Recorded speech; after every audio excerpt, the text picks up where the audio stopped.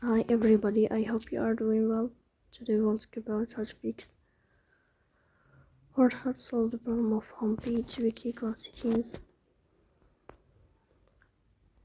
then we click on apps, default apps, app settings. Here you will search about the application of Temu and we click